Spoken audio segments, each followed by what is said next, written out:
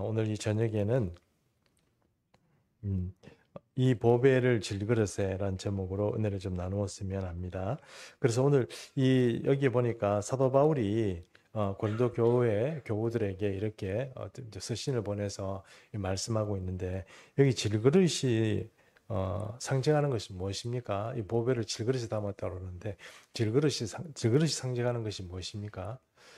가만히 생각해 보면 질그릇은 흔한 그릇입니다. 그렇죠? 예, 우선 질그릇은 흔하다 이런 뜻이 있고, 뭐 가치가 좀 떨어진다 이런 뜻이 있습니다.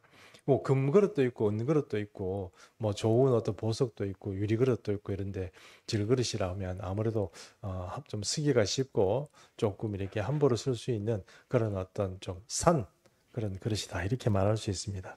사도 바울이 예전에는 자기가 대단한 그릇인 줄 알았습니다. 대단히 자기가 대단한 그릇이고 대단히 위대한 사람이다 이렇게 생각했습니다. 그래서 유대교의 특별한 어떤 열심을 가지고 또 교회를 이렇게 무너뜨리는 사람들을 내가 용서하지 않겠다 이런 어떤 생각을 가지고 이렇게 교회를 이렇게 어지럽히나, 교회가 아니고 참 유대교를 어지럽히는 그런 그리스도인들을 잡아서 그렇게 뭐 자기가 처리하려고 했던 그런 대단한 열심을 가지고 있는 사람입니다.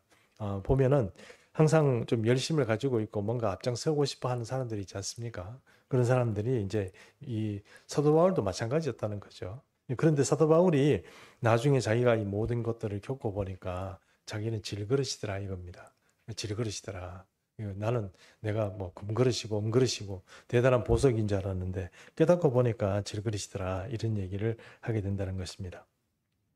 어떤 목사님의 교회에 우리나라 목사님은 아니고 영국에 있는 목사님입니다.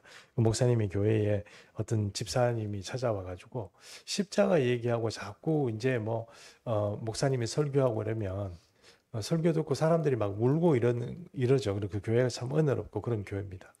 뭐 울고 이러니까 한 집사님은 굉장히 이성적인데, 자기가 아무리 생각해도 이게 나는 눈물도 안 나고, 나는 자기가 왜 그런지 모르겠어요. 나는 좀 열심을 가지고 하나님을 섬기고 싶고 주님께 좀 나도 눈물 흘리면서 뜨겁게 신앙생활하고 싶은데 안 돼요. 왜 그런지는 잘 모르겠어요. 근데 다른 사람은 십자가 얘기하고 막 이러면 갑자기 뭐 앉아서 뭐 조글조글 울기도 하고 뭐 눈물을 닦기도 하고 그러는데, 자기는 그게 감동이 안 되는 거예요. 마음이 안 움직이는 거예요. 사람들이 식은 있는 건지 뭔지 모르지만 그래 인정은 하는데 이 마음이 같이 감동이 안 되는 거죠. 그래서 목사님을 찾아가서 목사님 저는 왜 그럴까요? 이렇게 물어본 거죠. 물어보니까 목사님이 제 생각에는 당신이 집사님이 기도하실 때 어떻게 기도해야 되냐면, 주님 나는 왜 이렇게 그러지 말고, 주님 저는 문제가 뭡니까? 제가 제 자신을 한번 볼 수 있게 해주세요. 이렇게 기도하라고 그렇게 이제 주문을 한 거예요. 근데 이분이 이제 집에 이제 가서 나중에 기도할 때에, 주님 저는 뭐가 문제입니까? 제 문제는 뭡니까? 저는 어떤 사람입니까? 이런 어떤 그 질문을 계속 하나님께 기도하면서 물어본 거죠. 물어보니까 이제 하나님께서 어느 날 이제 알려주셨는데, 자기가 깨달은 게 이거라는 거예요. 옛날에는 나는 괜찮은 사람이라고 생각했던 게, 그때 깨닫고 보니까 진짜 나는 형편없는 사람이구나 하는 것을 깨닫았다는 거예요. 그때부터 눈물 나더라는 거예요. 그러니까 내가 누군지 잘 모르는 사람은 눈물이 잘 안 납니다. 나는 잘하고 있는지 아는 거죠. 근데 그런 거를 우리가 어, 이, 좀 생각해 봐야 되겠고, 사도 바울이 질그릇이다 이렇게 얘기하는 거, 이 질그릇이 여러분 어떻게 사도 바울이 질그릇이 되는지 아시죠? 사도 바울이라는 질그릇은요, 우리가 자기 생각하는 것처럼 내가 잘나서, 내가 뭘 한 게 많아서, 내가 율법을 잘 지켜서 질그릇 된 게 아닙니다. 자기는 옛날에 그렇게 잘해가지고 금그릇인 줄 알았겠죠. 그런데 하나님께 이렇게 붙들림을 대고 내가 사도로 부름받고 이렇게 쓰임받고 보니까 나는 질그릇이더라는 거예요. 아주 싸고 또 연약한 그릇이 질그릇입니다. 이거 아시잖아요. 금그릇, 은그릇은 어떻습니까? 땅에 떨어져도 복귀가 가능하다, 복귀가. 근데 이 질그릇은요, 땅에 떨어지면 최소한 뭡니까? 뭐, 둘로 쪼개지진 않더라도 키스가 나죠. 그렇잖아요. 저도 사실 저희 집에 뭐 접시 같은 거 많이 깨먹었습니다. 이렇게 뭐라고 그러나, 이게 설거지 이렇게 하다 보면 미끄덩하면서 툭 떨어져요. 그러면 접시 같은 게 여러분 고가 나간다고 그러죠. 그 뭐라고 이빨이 나간다고 그래야 됩니까? 네, 그렇게 막 집에 가보면 그릇들이 사기 그릇류가 전부 다 이렇게 뭔가 두들두들합니다. 그래서 이거 어디 무기를 쓸 수도 있을 만큼 그렇게 되어 있습니다. 그런 거 생각해 보면 이 질그릇이란 굉장히 연약한 그릇이고 또 산 그릇이다 이렇게 말할 수 있습니다. 사도 바울이 자기를 설명할 때 예전에는 대단한 사람으로 설명하다가 이제는 자기를 질그릇이라는 것을 알고 사도 바울이 자기를 질그릇이라고 표현합니다. 그래서 오늘 여기에 나와 있는 것처럼 이 질그릇이 있다, 질그릇이다 이렇게 얘기하는 건 나는 연약한 그릇이고 또 나는 별 보잘것없는 사람이다. 내가 하나님의 선택을 받은 건 내가 똑똑하고 잘나서 그런 게 아니고 하나님께서 나를 긍휼히 여기셔서 나를 일꾼 삼으셨다 하는 것을 지금 사도 바울은 이 질그릇이란 말로 표현을 하고 있는 것입니다. 그래서 이 질그릇을 가지고 주님 앞에 나가서 내가 내 인생이 이렇게 되었는데 여기서 말하는 이 질그릇은 일단 1차적으로는 사도 바울을 얘기하고 또 이렇게 좀 확대해 보면 사실 우리는 어떤 그릇입니까? 여러분은 어떤 그릇입니까?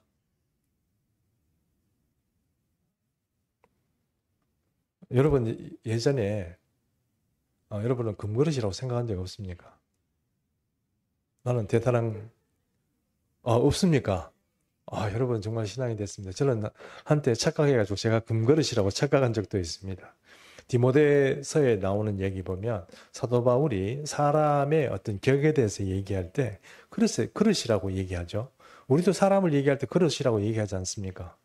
경상도 말로 그릇, 그죠? 그릇을 이제 얘기하는데 그 그릇을 할 때 큰 부잣집에는 금그릇도 있고 은그릇도 있고 무슨 그릇도 있고 무슨 그릇도 있고 나무 그릇도 있다 뭐 이렇게 얘기를 하잖아요. 그럼 우리는 그런 그릇마다 우리를 사기 그릇, 쉽게 깨지는 연약한 그릇이라고 인정하고 그것을 잃는 사람이 현대 그리스도인 중에 몇 명이나 되겠습니까? 아마 제 생각엔 다 자기는 금그릇으로 알걸요. 그런데 나는 금그릇이야. 주님께서 나를 사랑하시고 또 내가 이렇게 장래도 촉망되고 내가 마음만 먹으면 주 안에서 뭐든지 할 수 있고 정말 그렇다고 이렇게 생각하고 착각하는데 좀 지나고 나면 그릇이 점점 떨어져 가지고 나중에 질그릇까지 오는 거죠. 예. 그래서 이제 이 질그릇이라고 그렇게 생각하는 이 사람 사도 바울이 자기를 얘기하고 있고 또 사실 모든 그리스도인들이 이 토기장이 앞에 있는 그런 질그릇이다 이렇게 말할 수밖에 없을 것입니다. 그것은 우리 생각에는 우리가 대단한 사람이 아니고 주님께서 우리를 불쌍히 여겨주지 않으시면 사실 우리는 아무것도 아니라는 것을 우리가 좀 인정할 수밖에 없는 그런 것이다 하는 것입니다. 그래서 사도 바울이 그런 얘기를 하는 것입니다. 그래서 고린도후서 4장의 1절에서부터 나오는 이야기들을 쭉 들어보면 내가 사도된 것은 뭐 때문에 그렇다? 하나님께서 나를 긍휼히 여기셔서 그렇다. 긍휼히 여기셔가지고 우리가 지금 이런 사람이 되어 있는 거다 하는 것을 지금 이야기하고 있습니다. 그럼 그 안에 그런 질그릇 안에 담긴 보배는 무엇입니까? 보배는 예수 그리스도의 복음이라고 이렇게 말할 수 있는데 그 예수 그리스도의 복음이 어떤 식으로 담겨 있느냐 하면 오늘 고린도후서의 표현에 따르면 예수 그리스도의 복음이 담겨 있다는 것은 예수 그리스도의 얼굴에 하나님을 아는 지식이 있는 것이죠. 그렇죠? 우리가 하나님을 아는 지식, 그 빛이 있는 겁니다. 그래서 예수 그리스도 그 빛이 우리 마음에 들어오게 되면 우리가 하나님을 알게 되고 하나님을 섬기게 되는 그런 사람이 되는 것이다 하는 것입니다. 그것이 바로 이 복음, 이 질그릇 안에 담긴 보배다. 이렇게 고린도후서 4장의 말씀을 통해서 말할 수 있는 것입니다. 우리가 이 고린도후서 4장에 있는 말씀을 아니더라도 다른 어떤 말씀들을 가져온다면 우리 속에는 어떤 게 담겨 있습니까? 우리 소망이 담겨 있습니다. 또 하나님이 주시는 그런 은혜가 담겨 있고 하여튼 우리가 만들어내지 않은 귀한 하늘의 것들이 우리 속에 담겨져 있습니다. 그것이 바로 우리 속에 보배가 담겨 있다 이렇게 말할 수 있는 것입니다. 그래서 사도 바울은 또 그것을 뭐라고 얘기하느냐 하나님의 능력으로 담겨 있다고 이렇게 얘기합니다. 그것이 담겨 있는 것이 그리고 담겨 있는 그 실체가 사람이 만들어내고 사람의 실력으로 사람의 힘으로 뭐 해낼 수 있는 그런 것이 아니고 하나님의 능력으로 그렇게 담겨 있고 그것은 또 하나님의 능력을 발휘하는 것이다. 이렇게 말할 수 있는 것입니다. 하나님의 능력이 무엇입니까? 하나님의 능력이 바로 생명이다. 이렇게 지금 그 이후에 말씀하고 있는데 그 말씀들을 좀 보면 고린도후서 4장 8절에서 9절 말씀 우리 한번 먼저 좀 읽어봤으면 좋겠습니다. 제가 4장 8절 읽고 여러분이 9절 좀 읽어주십시오. 고린도후서 4장 8절에서 9절입니다. 우리가 사방으로 우겨삼을 당하여도 사이지 아니하며 답답한 일을 당하여도 낙심하지 아니하며 박해를 받아도 버림받지 아니하며 부러뜨림을 당하여도 망하지 아니하고. 자, 이 말은 무슨 얘기냐면 질그릇이면 별로 능력이 없어야 돼요. 별로 그렇게 뭔가 큰 일을 감당하거나 뭔가 대단한 일을 할 수가 없어요. 질그릇이니까. 질그릇을 귀중하게 여기는 사람도 없고 또 그래서 그 질그릇 가지고 뭘 할 수 있는 실력도 없다. 사도 바울이 옛날에 내가 가지고 있는 것은 다 배설물이고 내가 그거 가지고 먹고 사는 거다 이렇게 말한 적이 없습니다. 그런 것도 다 쓸데없더라. 그리스도를 아는 게 가장 고상하더라. 그렇게 다 버려버리는. 그런데 세상 사람들이 볼 때는 이런 질그릇이 아무 좀 쓸데없는 것 같고 뭔가 가치 없는 것 같고 그렇게 여겨진다는 거예요. 그래서 사람들이 함부로 취급하고 또 하나님을 위해서 복음 사역을 하는데 이 질그릇들이 일을 해 나가는데 이 질그릇들이 일을 해 나갈 때 일이 잘 되느냐? 잘 되면 좋겠지만 잘 안 된다는 거예요. 우리가 복음의 이야기를 하다 보면 우리가 양면성이 있다는 거 여러분 잘 아시죠? 복음을 통해서 나라도 잘 되고 민족도 잘 되고 또 어떤 단체가 잘 되고 어떤 교회가 잘 되고 내 개인의 삶이 잘 되고 이런 게 있지만 또 복음 때문에 고생하고 수고하고 두들겨 맞고 심지어 죽기도 하는 그런 일들이 많다는 거예요. 오늘 고린도후서 4장에서 이 질그릇 얘기하는 것은 그 연약함을 얘기하는데 어떤 연약함이냐? 정말 쉽게 잘 깨질 수 있는 그래서 어느 순간 정말 팍 깨져가지고 죽어버리는 사라져버리는 그런 어떤 고통스러운 날들을 지금 사도 바울은 오늘 고린도후서 4장을 통해서 이야기하고 있습니다. 복음을 우리가 일반적으로 생각하면 예수 믿고 복 받아가지고 잘 되고 그죠? 평안도 잘 되고 아이들도 잘 되고 뭐 그런 어떤 얘기를 하는데 오늘 고린도후서 4장에서는 이 보배를 가졌기 때문에 내가 오히려 고생을 한다는 거예요. 근데 고생하는 얘기는 그 밑에 나와 있는데 우선 이 고생하는 사람이 절대로 안 꺾인다는 거예요. 믿음을 가지고 안 꺾이는데 첫 번째는 어떤 거냐면은 이 둘러산다는 거예요. 막 둘러싸가지고 막 사람들을 막 이렇게 옥죄이하는데 그것에 얽매여가지고 옥죄이냐 안 옥죄이냐 안 옥죄인다는 거예요. 우리는 뭐 이렇게 하면 어떨까요? 우리 같이 한번 해봤으면 좋겠습니다. 우리는 쌓이지 않는다. 우리 둘러싸고 우리를 이렇게 막 옥죄어 오더라도 우리는 쌓이지 않는 사람이에요. 왜냐하면 우리가 이 보배를 가졌기 때문에 그래요. 우리는 사실 질그릇이라 여러분도 말씀했잖아요.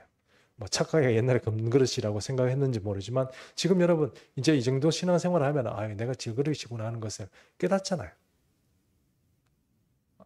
여전히 뭐 희망을 가지고 나는 금그릇이다 이렇게 말씀하셔도 할 말은 없는데 사도 바울도 자기도 지금 질그릇이라고 얘기하는데 나는 사도 바울보다 좀 낫잖아. 나는 그러면 돈그릇 할래. 이건 좀 안 되잖아요. 그 질그릇이잖아요.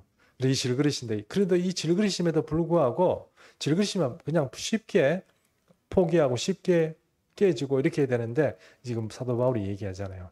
둘러싸서 막 괴롭히고 이러더라도 거기에 영향을 받지 않는다. 그래서 쌓이지 않는다. 이게 첫 번째. 두 번째,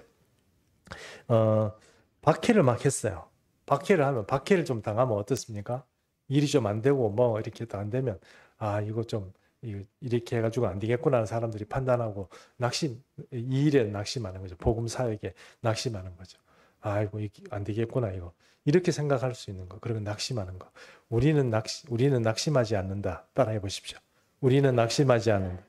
우리는 낙심하지 않는다. 그 낙심한 건 나로 봐서는 낙심할 수밖에 없죠. 나는 질그릇밖에 안 되니까. 그러나 이 질그릇에 하나님의 능력으로 담겨있는 보배가 담겨있기 때문에 나는 낙심하지 않는 거예요. 사도 바울이 이 얘기를 하는 겁니다. 지금.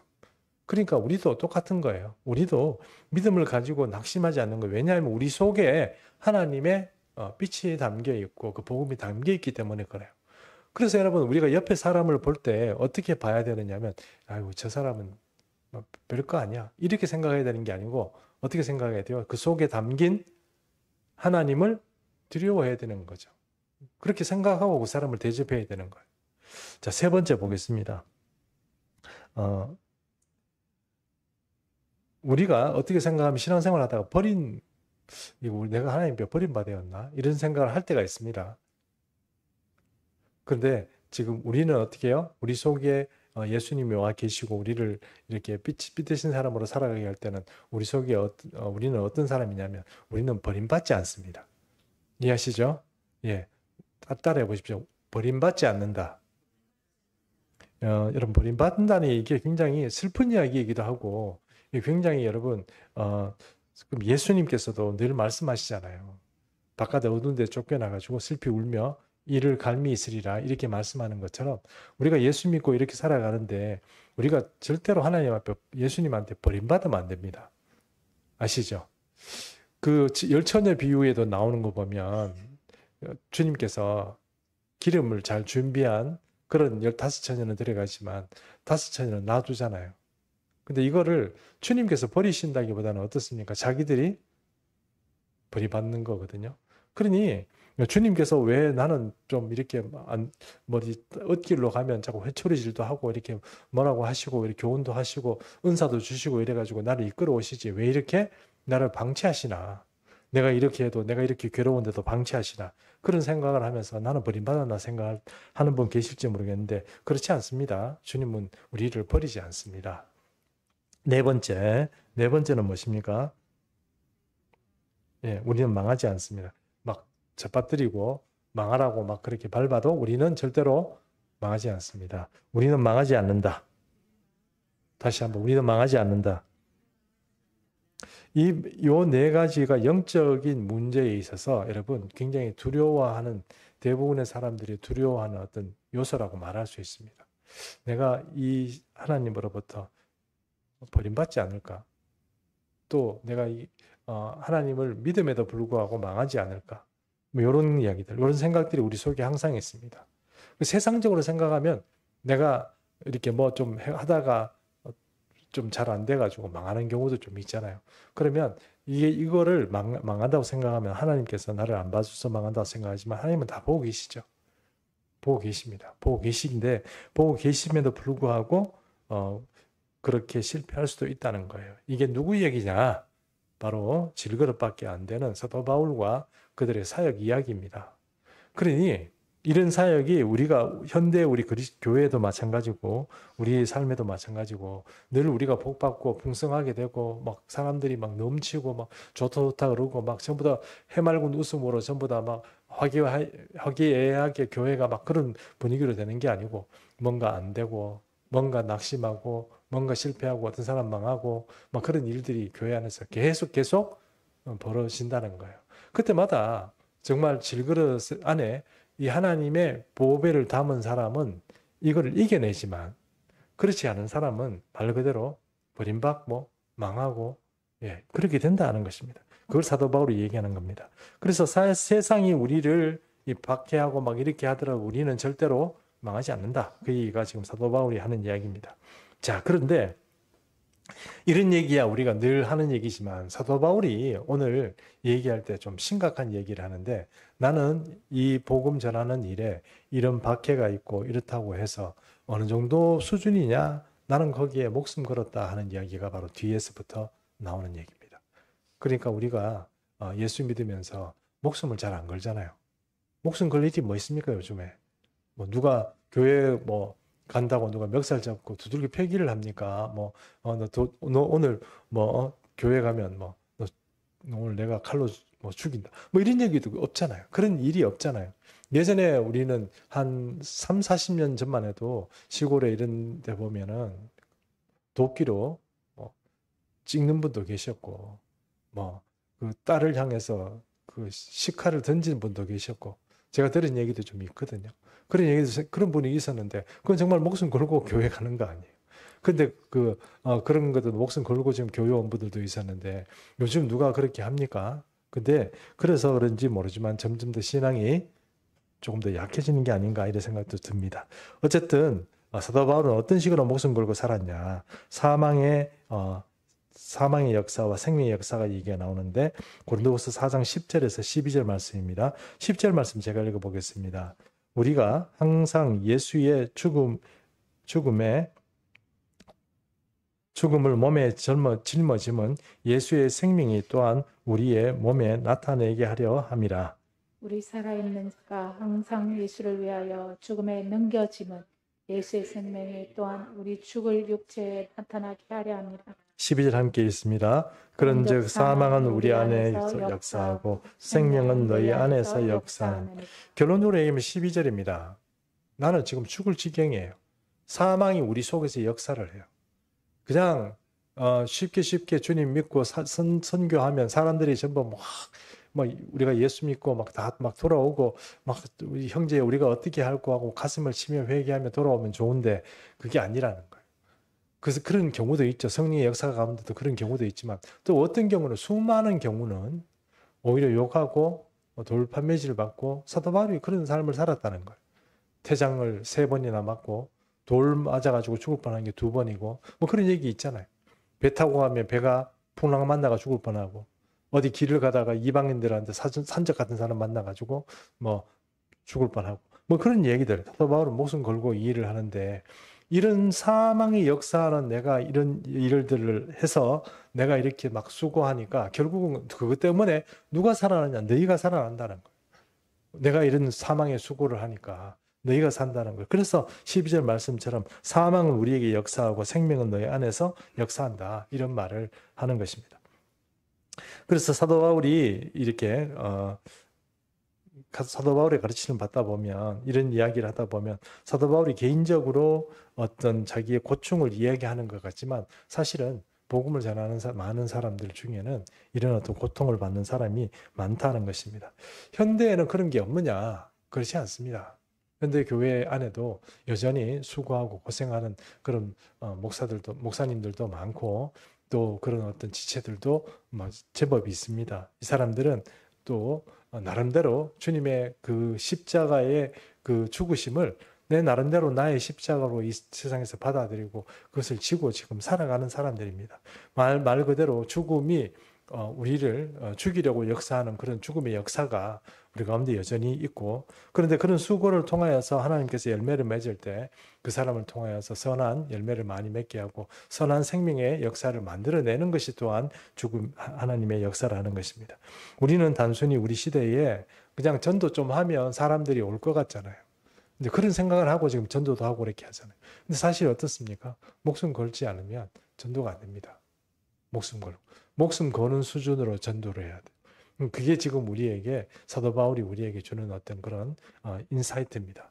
사도 바울이 인사이트는 자기가 목숨 걸고 기도도 그렇게 하고 이제 정말 내가 전도하고 선교하기 위해서 최선을 다하고 목숨을 버리는 것 같이 그렇게 수고하고 고생했을 때 열매가 있는 거지. 그렇지 않고는 사실 여러분 예전처럼 그렇게 교회가 부흥하고 사람들이 전도되는 그런 시대 같으면야 모르지만 그렇지 않으면 생명의 역사가 그렇게 활동하기 힘든다는 것입니다. 꼭 이렇게 얘기하면 어떻게 이해하실지 모르겠습니다만 우리가 사망의 역사 속에 더 고생하고 갇힐수록 생명의 역사가 더 크게 드러나는 겁니다. 근데 이게 우리가 하기 싫다. 우리가 이 희생을 하기 싫고 이런 사망의 역사를 받아들이지 못하겠다면 미안하지만 생명의 역사는 만들어내지 못하는 겁니다. 근데 그런 것들이 좀 있는 겁니다. 마귀도 잘합니다. 마귀도 어떤 시험을 하고 어떤 사람들을 괴롭히고 이렇게 할 때 사망의 역사가 우리가 사도 바울이 말하는 것처럼 사망의 역사가 우리 가운데 일어날 때 그것들을 이겨내고 막 고생하고 이러면 결국은 그 교회나 그 개인이 장래가 있고 미래가 있는 것이고 그 전혀 없이 그냥 편한 대로 그냥 뭐 그렇게 살아가면 열매가 없습니다. 옛날처럼 좋다 이래가지고 사람을 전도하는 시기는 지났습니다. 요즘 그런 얘기 듣고 교회 오는 사람 없습니다. 예전 우리가 생각하는 것처럼 이제는 여러분 이 종말의 시간을 점점 가까이 가다 보면 사람이 돈을 사랑하고 세상을 사랑합니다. 그러니 그 마음 가운데 예전에 우리가 있었다고 생각했던 신에 대한 어떤 그리고 형이상학적인 어떤 그, 그 소구점 이런 것들이 소원 이런 것들이 사람들의 마음에서 없어져 버렸어요. 옛날에 우리가 독서 같은 거 하면서 깊이 있는 그런 어떤 그 뭡니까 사고도 하고 사람이 왜 사냐 뭐 어떻게 살아야 되느냐 이런 철학적인 문제에 대해서 질문도 하고 고민도 했지만 요즘 사람은 그런 거 생각 안 합니다. 그런 생각 잘 안 해요. 그런 사람들 생각하는 사람 정신병자처럼 그렇게 취급받아요. 뭐 그렇게 또 고민하다가 현실 적응하지 못하고 사라지는 사람도 좀 있습니다. 어쨌든 사도 바울이 이야기한 것처럼 우리가 우리 시대에 이렇게 전도하려고 하면 사망의 그런 역사가 있는 그 가운데서 우리가 이겨내야 된다는 것을 우리가 좀 이해할 필요가 있다는 것입니다. 자, 그래서 13절 한번 읽어보겠습니다. 13절 시작. 기록된 바 내가 믿었으므로 말하였다 한 것 같이 우리가 같은 믿음의 말씀을 가졌으니 우리도 믿었으므로 또한 말며. 자, 이 말은요, 여러분, 이 말은 인용한 말입니다. 그러니까 사도 바울이 구약의 어디에 있는 말을 내가 딱 가져와가지고 인용해가지고 사람들한테 말한 거거든요. 근데 이게 우리가 흔히 잘 아는 말씀이 아니에요. 그러다 보니까 이게 무슨 얘기인지 잘 이해를 못해요. 그래서 제가 그거를 한번 찾아서 먼저 말씀드리면 시편 116편 8절에서부터 11절까지 말씀인데요. 제가 한번 읽어보겠습니다. 내 영혼을 죽음에서 건져주시고 눈물을 거두어 주시고 넘어지지 않게 보호하시니 내가 생명의 땅에서 야훼를 모시고 살게 되었다. 이랬습니다. 이거 지금 제가 공동번역을 읽어드리는 겁니다. 그 생명의 땅에서 하나님을 이제 멋지면 살게 됐다. 왜냐? 주님이 나를 건져주셨고 나의 이 슬픈 눈물을 닦아주셨기 때문에 내가 이 생명이 있는 땅에서 내가 살아있는 이 상황에서 내가 하나님 야훼를 섬기게 되었다 하는 것입니다. 그런데 내 인생이 왜 이리 고달프냐 하고 생각될 때에도 나는 믿음을 잃지 않았다. 근데 그렇게 되면 우리가 일반적으로 생각하는 것처럼 야훼를 잘 섬기고 율법을 잘 지키면 복을 받아야 되는데 복이 없는 거예요. 그런데 내가 하나님을 섬김에도 불구하고 내 인생이 너무 고달픈 거예요. 그래서 내 인생이 왜 이리 고달프냐 하고 생각될 때에도 그래도 나는 하나님을 믿었다. 난 하나님을 믿었다. 그 얘기입니다. 그리고 11절 마지막 고통이 하도 심할 때에 사람은 모두 거짓말쟁이다 하고 말하기도 하였다 이랬습니다. 사람들이 그렇게 얘기하는 거. 뭐 이렇게 하면 너 이렇게 하면 하나님 복 주실 거야. 너 이렇게 하면 하나님 복 주실 거야. 이렇게 얘기하는데 그 얘기를 다 들어도 하나님께서 복을 안 주시더라는 거예요. 그러면 이 사람들이 뭐예요? 다 거짓말쟁이다. 이렇게 말한 적도 있다는 거예요. 이해하시죠? 네, 이런 말한 적도 있다는 거예요. 그 사도 바울의 이야기가 그 얘기입니다. 어떤 사람이 말하여서 기록된 바 내가 믿었으므로 말하였다 한 것 같이 이 말이 바로 시편 116편 8절의 말씀처럼 이렇게 되어 있다는 것입니다. 내가 내 인생의 생명에 내 인생이 왜 이렇게 고달프냐 하고 생각될 때에도 나는 믿었다. 그 말입니다. 그러니까 고달플 때에도 나는 믿었다. 누구를요? 야훼를 믿었다. 그 말을 지금 116편 통해서 말하고 있습니다. 사도 바울은 그걸 가져오는 겁니다. 내가 목숨 걸고 막 살아가는 이 모든 일에 목숨이 경각에 달리는 그런 수고로운 일 삶 가운데도 나는 누구를 믿었다? 하나님을 믿었다. 예수 그리스도를 믿었다. 그 얘기를 지금 하고 있는 것입니다. 자, 그래서 이제 14절, 15절 말씀을 우리 같이 한번 읽고 정리하겠습니다. 고린도서 후서 4장 14절 제가 읽겠습니다. 주 예수를 다시 살리시니가 예수와 함께 우리도 다시 살리사 너희와 함께 그 앞에 서게 하실 줄을 아노라. 이는 모든 것이 너희를 위함이니 많은 사람의 감사로 말미암아 은혜가 더하여 넘쳤으니 하나님께 영광을 돌리게 하려 합니다. 자, 이 수고로운 삶이 언제 끝이 날까요? 언제 내가 이 승리할까요? 언제 내가 보상을 받을까요?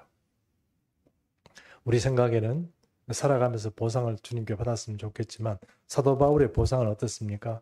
이 사람은 끝까지 고생하다가 끝까지 복음 전하다가 그냥 순교했습니다. 그렇죠. 그렇게 살았습니다. 사도 바울이 지금 고린도 후서에서 말하는 것처럼 그럼 끝까지 바라본 게 한 가지 있으면 그것은 뭐냐면 예수 그리스도의 부활하신 것처럼 주님이 오실 때 나도 부활한다. 그거를 믿었다는 거예요. 그 믿고 지금 어떻게 했다? 내가 이렇게 고생하고 수고하는 그런 삶 가운데도 내가 주님을 믿었다. 그 얘기를 지금 하고 있는 것입니다. 오늘 이 말씀이 조금 힘듭니다. 전하기도 그렇고 메시지로 좀 전하기도 좀 힘들고 오늘 금요 심야 때 우리 같이 주여하고 기도해야 되는데 뭐 이런 말씀 가지고 좀 주여하고 기도하기도 좀 그렇고 뭐 성령 받아라 찬송을 다시 한번 불러야 될지는 모르겠습니다만 이런 생각을 한번 해보시라고 말씀드리고 싶습니다. 처음에 제가 말씀드린 것처럼 우리가 우리 자신을 잘 모를 때 간절함이 안 생깁니다. 그러니까 우리가 질그릇이다 뭐 이런 것을 통해서 우리가 간절함이 안 생기는 것처럼 우리가 자기 자신을 잘 모를 때 기도도 잘 안 되고 모든 게 잘 안 됩니다.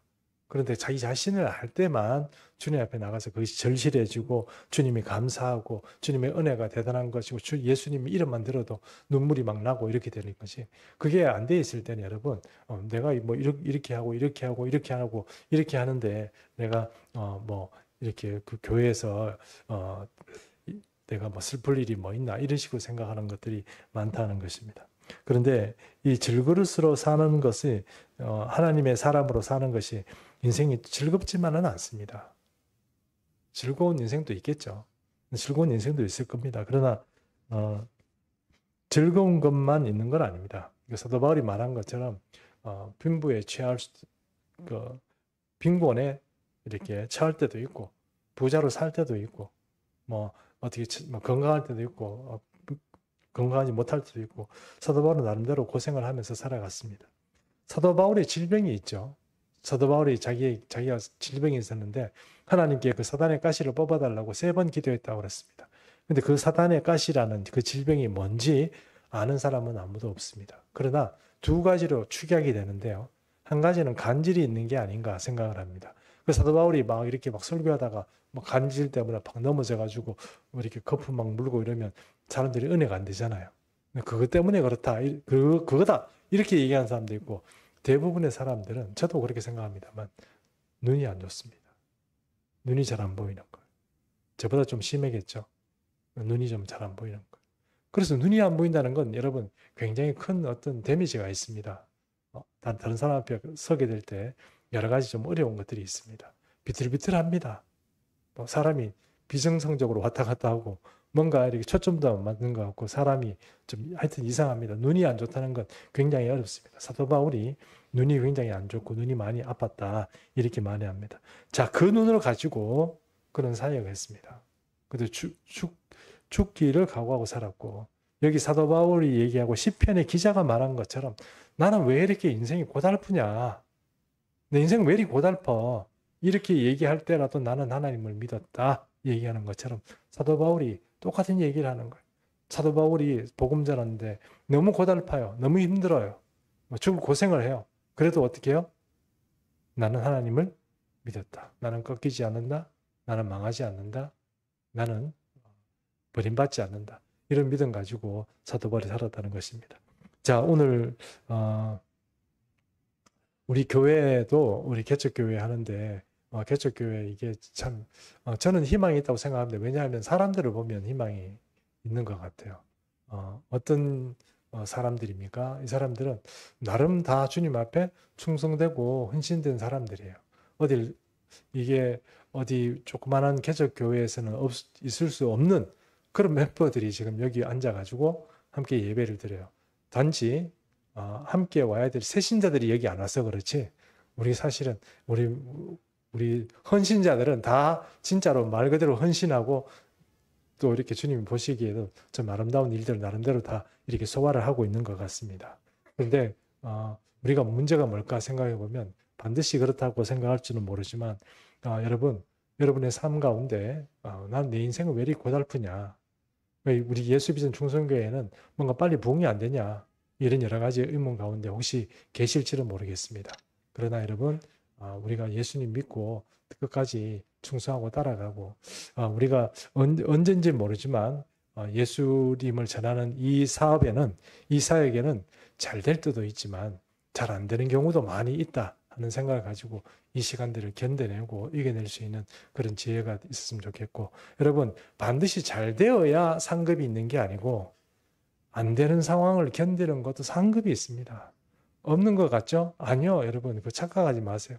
자꾸 남들이 보는 어떤 그런 상급 받아가지고 그거 가지고 내가 상급 받는다 생각하는데 그게 아니고 내가 이 고달픈 이 시간들을 견디고 주님 앞에 눈물 흘리며 살아가는 이 시간들이 하나님의 상급이 있습니다. 여러분 오늘 이 시간까지 또 우리 교회도 3년이 지금 다 돼가고 있고 여러분도 개인적인 신앙생활 하면서 어떤 열매를 하나님께 바쳤는지는 잘 모르겠습니다. 그러나 그 열매 못 바쳤다고 해도 너무 걱정하지 마십시오. 지금까지 주님 앞에서 주님 버리지 아니하고 이렇게 지금까지 힘들지만 지금까지 왔습니다. 하나님 더 힘주셔서 어떠한 어려움이나 힘듦도 잘 이겨낼 수 있는 그런 믿음 달라고 우리 이 시간 한번 같이 기도했으면 좋겠습니다. 믿음 주셔서 이 어려운 일들을 견딜 수 있도록 도와주십시오. 우리 한번 같이 기도하겠습니다. 살아계신 아버지, 우리 삶들을 주님께서 다 아시는 줄 믿습니다.